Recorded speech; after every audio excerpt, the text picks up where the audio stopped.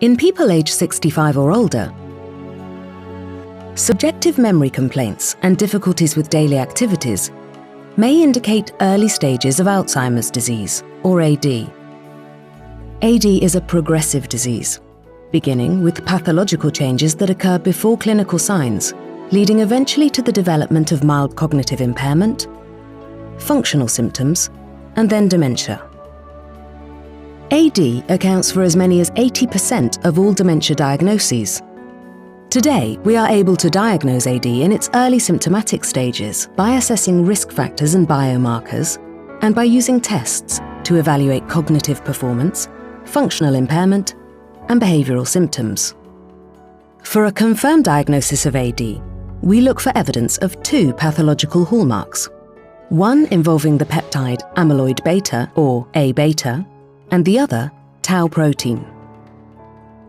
People who have these pathologies and exhibit mild clinical symptoms are in the early stages of AD. To better understand the disease, we must look back in time to the pathological origins of AD within the brain. The two pathological hallmarks of AD appear at distinct locations within the brain. Plaques, made up of A-beta peptides, occur outside of neurons, while neurofibrillary tangles composed of tau protein develop within neurons.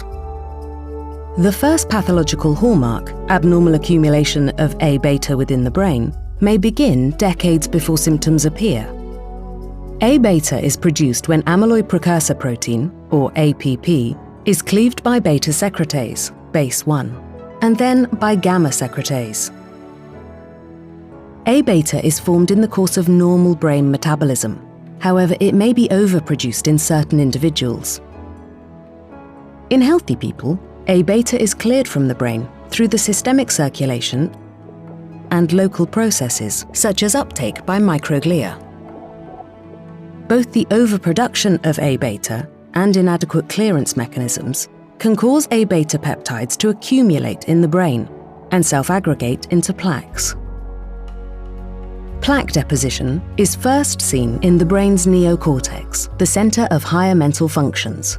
It progresses to the more primitive cortex, including the hippocampus and related structures involved in learning and memory. Finally, it spreads to subcortical areas that regulate attention, emotion, and various other activities. Positron emission tomography, or PET, can detect evidence of A-beta deposition and plaques. Low levels of A-beta in cerebrospinal fluid, or CSF, can also indicate pathology.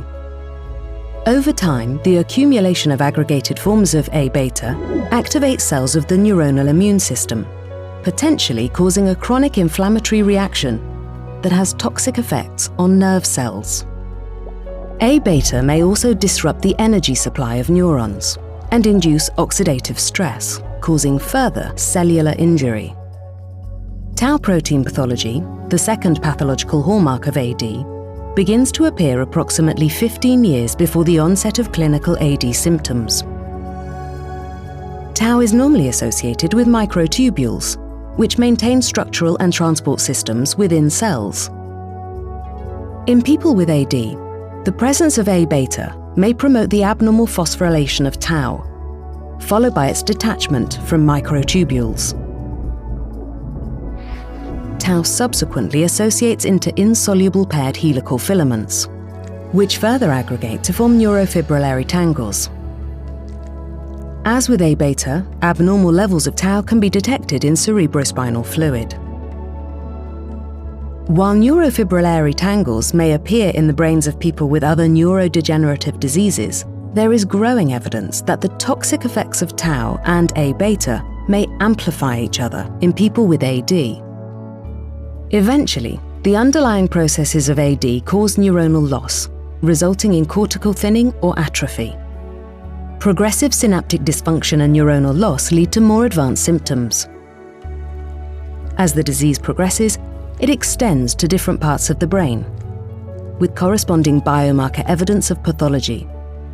As more regions are affected, more symptoms appear. Over time, pathology spreads to regions of the brain that control basic functions, such as heart rate, leading ultimately to death.